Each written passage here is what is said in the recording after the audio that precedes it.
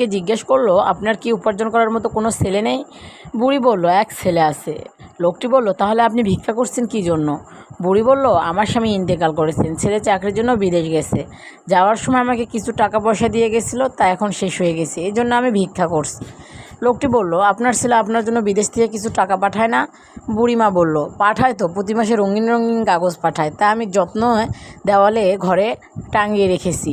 ওই ব্যক্তি বুড়ির সাথে তার বাড়ি গেল, দেখলো দেওয়ালে 60টি ব্যাংক ড্রাফ আটকানো, প্রতিটি 50,000 টাকার ড্রাফ। পড়তে না জানার কারণে বুড়ি জানতো না তার কাছে কী পরিমাণ টাকা জমা হয়ে আছে। ওই ব্যক্তি বুড়িকে ব্যাংক ড্রাফ সম্পর্কে জানালো, আরও জানালো এখন কী পরিমাণ টাকা তার জমা আছে। বুড়ি অত্যন্ত খুশি হলো এবং সাথে সাথে আশ্চর্য হলো যে এ পরিমাণ টাকা থাকার পরেও সে মানুষের কাছে ভিক্ষা করে বেড়াচ্ছিল।